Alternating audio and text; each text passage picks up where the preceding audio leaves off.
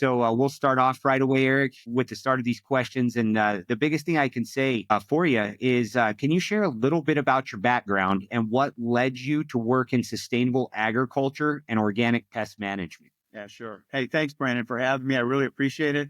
Been really looking forward to this.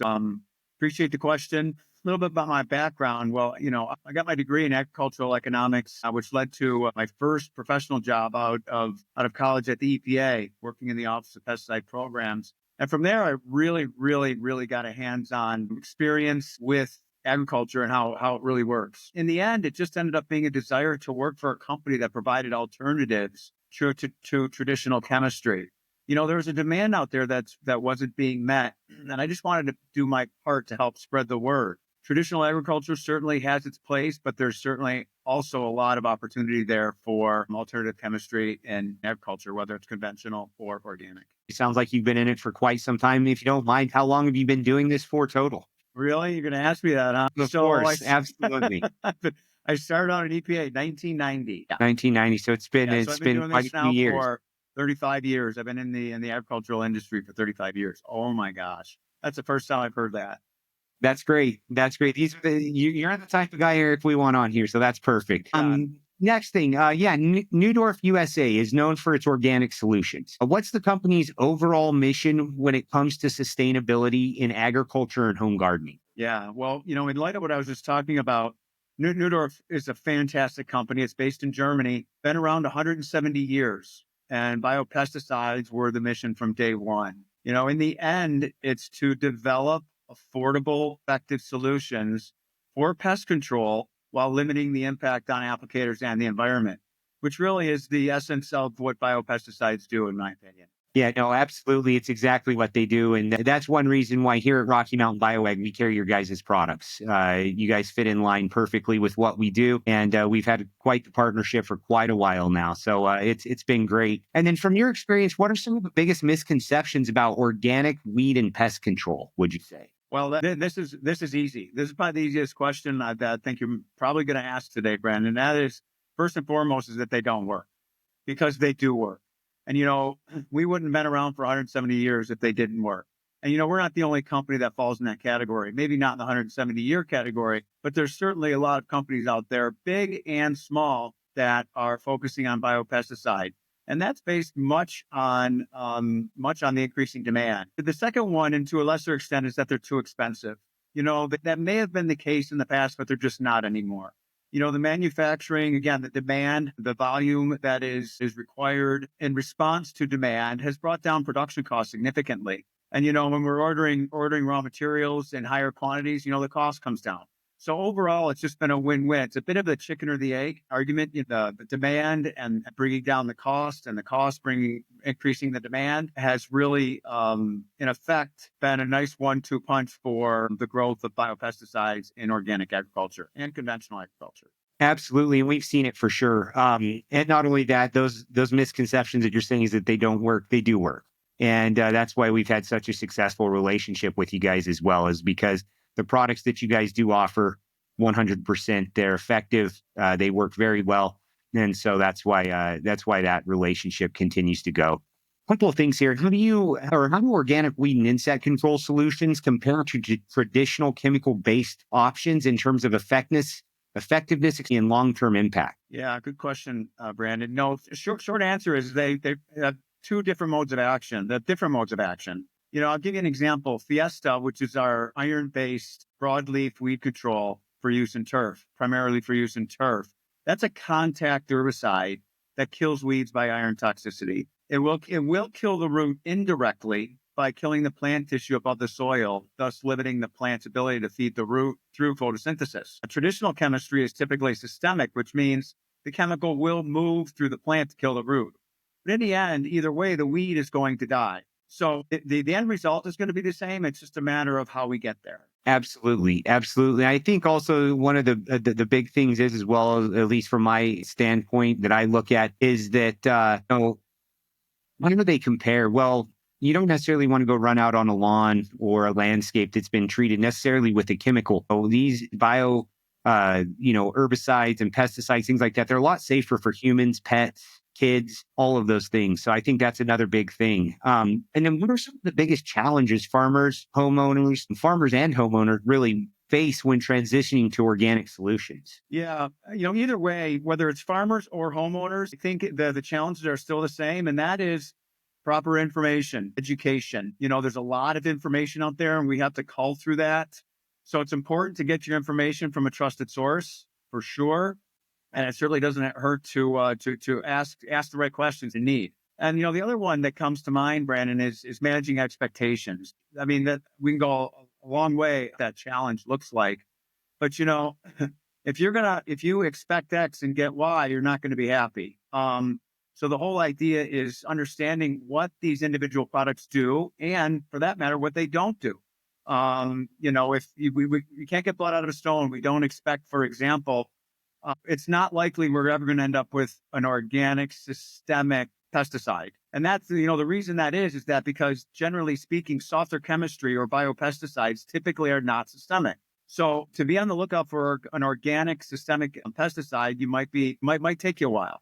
So it's important to understand, what you're looking for, what you're trying to do, and then finding the right person to provide those answers with the right tools and to ultimately get to your desired goal. So really go back to education, making sure that you know how to utilize these types of products whenever you do approach them and start to utilize them in your systems, whether it's agriculture or turf and landscape, whatever it may be. Sounds like that's the biggest thing, the education, and then just your expectations of what they're going to do. Right on. Perfect. Within see concerns about pollinators and beneficial insects, how do Neudorff solutions support of biodiversity, rather than harm? Yeah.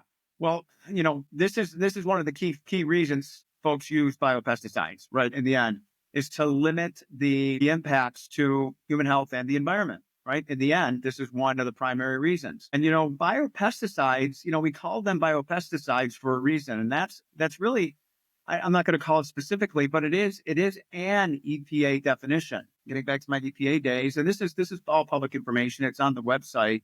But biopesticides, or I should say, any pesticide has to meet certain criteria to be considered a biopesticide. The first is the active ingredients have to be naturally occurring substances. It has to have a non-toxic mode of action to the target pest, and it has to have a history of demonstrating minimal toxicity and exposure to human health and the environment. And now keep in mind, the label is the law, and of course, that's part of the reason, we go through this EPA registration process is because, pesticides need to be used the way they're supposed to be used. And that's a really, really important condition of ensuring that the product is used correctly and that those certain expectations are met and the results are met as a result of the use of that product.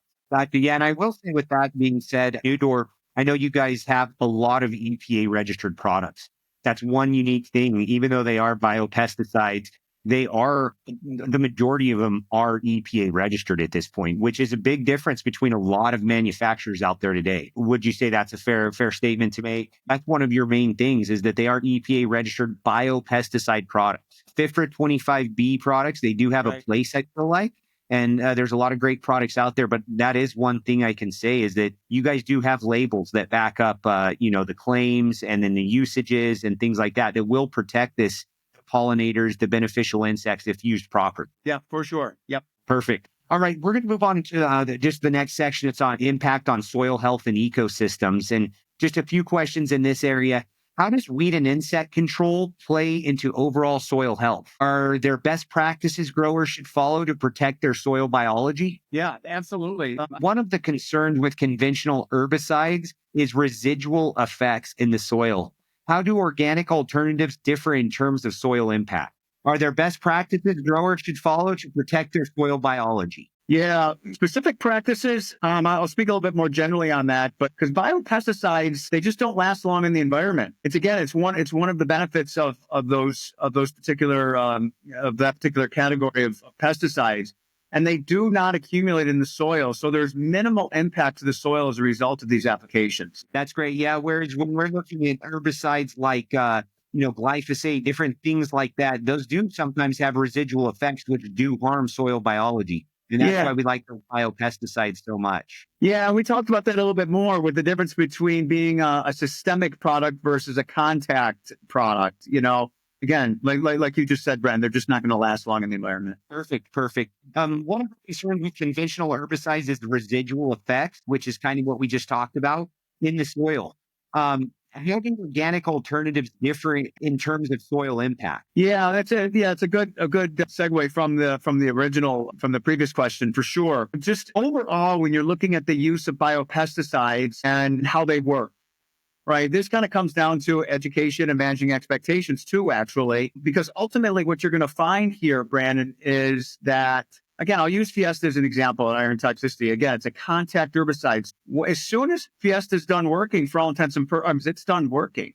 The soil impact is so minimal that let me put it this way. We've never seen a negative impacts on soil as a result of the use of biopesticides, at least speaking for our products. That's probably a long way of getting to that statement. Yeah, no, but it's true. And we don't see that either. Like when we apply it or have our customers apply it to turf, things like that, we don't see that either. If anything, it's chelated iron. It's things that are actually naturally occurring in the soil profiles or in the soil. So those irons, things like that, really, it only gives benefit. We haven't really ever seen any negative effects on soil biology or the biome of the soil. So yeah, and in the end, Brand, I would venture to guess in the end, it enhances soil biology, just from the standpoint because you're, as noted earlier, we're providing naturally occurring ingredients back into the soil or the plant, for that matter, for whatever is not actually being taken up by the plant, for example. So in the end, I mean, we're certainly not going to get any negative impacts. We may not see positive impacts per se, but we're certainly not going to see any negative impact. Absolutely. But I know that you guys are the manufacturers. Maybe you've never seen any real world type of examples. You can't necessarily give me some. I'll be more than happy to answer or help answer this as well. But what are some of the real world examples maybe you've seen on farms or homeowners successfully improve their soil health while managing their weed and pests organically? Yeah. This is a tough one. I don't have any real world experiences per se because of we don't run soil samples prior to and then after the application of these products. This actually, because we're the manufacturer of these products, this would most likely fall on the reps or our distribution network that are directly involved with the end user or the farmer, whether it's a lawn care operator or an actual farmer. So, or nursery greenhouse, a head grower there. So this is a tough one for me to answer as a manufacturer. Yeah, no, absolutely. And I can kind of speak to it a little bit.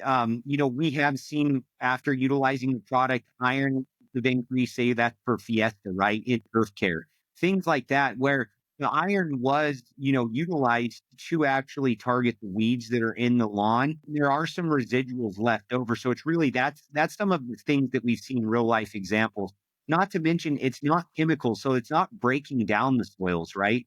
They're not harming the soil. Right. It's not taking life from the soil. What it's doing is actually just allowing the soils to just naturally operate, which is an important thing when you get to utilizing these. So that's from our standpoint, we distribute these products. So that's exactly right. That's what we've seen in some of our experiences. Those are real world examples. Nutrients coming up, potentially a little bit of iron if there is some iron left over. And then not only that, but just not the impact on the plant itself that it's being targeted, like it not impacted on the turf, things like that. So absolutely we do.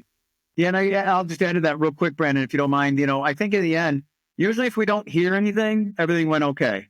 And we don't necessarily get calls saying, hey, my soil was impacted negatively. In fact, I don't think I've ever received that call. I don't know if you have either. But I think that right there is a testament to the fact that we don't negatively impact soils as a result of these applications. Yeah, I think that's a fair statement by far. We've never received any of those calls either. So pretty much advice for homeowners and farmers. We'll move on to the next section. For homeowners with gardens or lawns, what's the best approach to maintaining weed and pest control organically? Well, this is, how much time do we got? If we got another hour, maybe we can answer this question, but I'll do my best to answer it in a little bit quicker than that. Gardens and lawns are very different. I mean, they're very similar, but they're very different. Gardens, there really are several of effective organic products, but they should only be used only when necessary in the end. Scouting is an important tool. when you're looking at IPM, integrated pest management practices, pesticide use is a component of IPM programs. I know that might be a surprise to some folks, but it is a component of IPM programs, but it's usually the last resort, right? Generally speaking, in these IPM programs. So as far as gardens goes, the best approach to maintaining weed and pest control organically is just being out there and understanding what's going on in the garden. What are you planting? What are typical pests at certain times of year? Am I watering too much? Am I watering too little? What's going on? But really, scouting is an important component, especially for insects, because there's certain, plants can handle a certain number of insect damage, and it can outgrow that damage. So, there's those economic thresholds where a pesticide application might be necessary. With lawns, there's managing weeds outside of using herbicides. For example, you mow high. You want to mow high. You want to mow probably 3.5, 4 inches if possible. What's probably the highest setting on your lawnmower. Mow frequently too is important. And remember the rule of third. You don't ever want to cut off more than a third of the blade of grass at any given time. And if you do have weeds, and let's be honest, you're going to have weeds because of whether it's your neighbor, or or the birds or the wind, whatever. Because weeds are always going to be the case, regardless of what we do. You could do a targeted application or just a spot application with herbicides rather than doing a broadcast application. That being said, this all depends on the quality of the turf in the first place, right? I mean, if your turf is starting out pretty poorly and you're at the early stages of getting your lawn to where you want it to be, a broadcast application is probably going to be necessary. Maybe for the first couple of years, it's going to be necessary to start getting your lawn and turf density to a point where it can outcompete, where the turf grass can outcompete the weeds for nutrients, for sunlight, and such. So, because really, in the end, the goal is to have a real dense turf stand in an effort to outcompete the weeds. Let the turf grass be the herbicide. No, that's a great way to put it. I like that. Let the turf grass be the natural herbicide. That's great. And so in gardens as well, I'd have to agree. A lot of scouting. If you're out there in those gardens, you're seeing what's going on. If you're growing a healthy garden, it should naturally resist pests. But if not, that's when you implement these products, so to be able to take care of those things. So at the end of the day, that's some of it that I could see. Large scale farmers now, what are some key steps to successfully implementing organic weed pest control on production level? And it sounds like you kind of touched on that as well, even for homeowners with gardens. It's the integrated pest management system, having those in place, ready to go. It's having products on hand, having a good scouting of the field. So when there's things actually happening, right? That you can go out and actually attack those things. So, I mean, is it the same pretty much for the large scale farms as well? Just really hands-on, being ready for it whenever those problems happen? Yeah, absolutely, Brian. I mean, the large, small, medium, I mean, the same principles are going to hold true across the board. It's obviously going to manifest itself depending on the size of your operation, for sure. And, whether you're a homeowner doing your own control or whether you're a LCO, lawn care operator, doing 1,000 lawns over the course of a season. So these are all, the same principle still holds true from the standpoint of if and when to use biopesticides to meet your goals. But yeah, no, that sounds very similar. Whether you're large, whether you're small, you have to have those things in line ready to go, right? You have to be prepared and just have a great plan in place to utilize them, just like any type of control. So that's great. We'll move on to this last section, and I think this is the most important, or one of the most important. What is the future of sustainable growing? That's what this section's kind of about. And it says, so what innovations or new technologies in organic pest and weed management are you most excited about? Well, gosh, I mean, I have my crystal ball up here where I have my hopes and dreams and wishes for these products, because my dream for this is for these products to take over the world, right? I mean, I think we'd all be in better shape as a result of that, because they do work and they are effective, and they're not going to break the bank, right? And to continue that process, to have that snowball to continue down the hill would be my ultimate goal. That being said, what I'm most excited about probably is still the continued use of biologicals. More research is being done, more research. I mean, there's so much we don't know in the end. I can certainly relate to that, because I don't know what I don't know. But I do know it's quite a bit. But what I do know is that more research is being done to utilize and develop new and innovative technologies in this area. I mean, speak for Neudorff USA. We have a research development capacity in Victoria, British Columbia, and we're constantly looking at new things and new opportunities. And a lot of that demand and a lot of that potential comes from the end users. It's like, okay, Eric, we need something for leather jackets, or we need something for grubs, or we need something for fungus gnats, whatever it is. These types of responses really play well into us doing testing on these products to see if they have efficacy from the standpoint of what the end users demand and what holes they see in products that aren't effective, or maybe no longer effective on some of these key pests. Sure. And with 170 years behind you guys, I'm sure you guys have a lot of things up your sleeves. It's just a matter of time. And I think we're going to see a lot of development here in the next few years coming about. So that's an exciting thing for us, for you guys, really for everybody out there, right? Whether you're a gardener, field operator, an agricultural professional, there's going to be a lot of new products coming out, technologies. So we're excited about that as well. Where do you see the industry heading in the next 5 to 10 years in terms of sustainable agricultural solutions or LCO solutions, whatever it may be? It doesn't have to just be agriculture, it's gardens, lawn and landscape. Where do you see it in 5 to 10 years? Yeah, well, I've been saying for a long time, but maybe for about, well, not personally for 170 years, but I'm sure Neudorff has been saying for about 170 years that we're still ahead of the curve in the demand for biopesticides. That being said, I do think we're still ahead of the curve in the demand for biopesticides, and the data show that. So really, where I see the market going is growth, continued growth. And the data show, and I'm not making this up. This is data that's been done by market research companies, that biopesticide demand is expected to grow at a compound annual growth rate of nearly 15% annually over the next several years. So,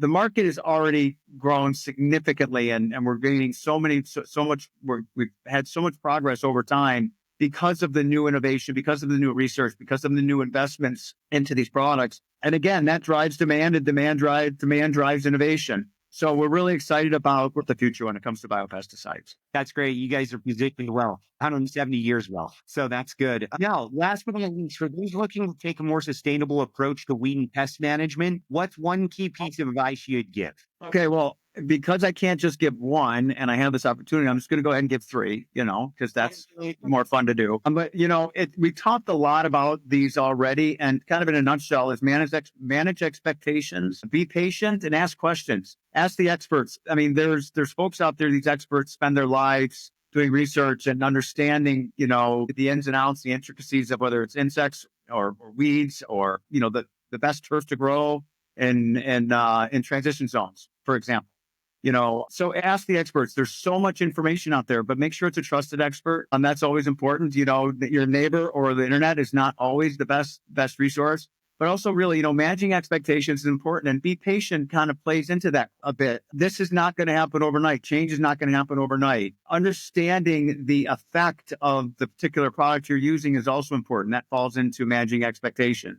For example, you might not see dead insects. You just might see less plant damage, right? Maybe, because for some reason the insects, as soon as you apply the product, they don't necessarily die, but they go away. So you see less plant damage. That's just an example. So, it's a great question. And, in the end, I think that kind of summarizes it. Manage expectations, be patient, and ask good questions. Yeah, no, I think that's a very fair statement. And I think that's really what people have to do when they look at these type of solutions, or taking these more sustainable approaches as well. And at the end of the day, as we go through this entire interview, we discussed all of these things about organic or biopesticides, all of these different things. I think the one takeaway that everybody needs to realize is it's not necessarily the future anymore. We're living the time now where these things are being implemented, and they have been for quite a few years. And it's on scale, and it's small scale, like you name it. There's a lot of people utilizing them. And so we're just, we're grateful to have a relationship with Neudorff. Definitely thank you, Eric, today for just, coming on. Again, it's Eric Maurer. He is the National Account Manager for Neudorff USA. And we'll definitely do another one of these here in the near future. We'll get some more information out there and make sure people are educated on these biopesticides and what Neudorff is doing really for the world at the end of the day. Thanks, Brandon. Really appreciate you. Appreciate your time. Hey, thank you. You have a great day, Eric. Take care. Bye-bye. Take care. That's it for today's episode of Soil Talks. A huge thank you to Eric Maurer for sharing his insights on sustainable weed and pest management. If you enjoyed this conversation, be sure to subscribe so you never miss an episode. And if you found this discussion helpful, like and share it with your fellow growers, because better soil means better growth. You can learn more about Neudorff USA and their organic solutions by clicking the link in the description. One last bonus tip. Soil health is at the foundation of every decision. Healthy soil leads to healthier plants and fewer problems with weeds and pests in the first place. Stay curious, keep growing, and we will see you next time on Soil Talks.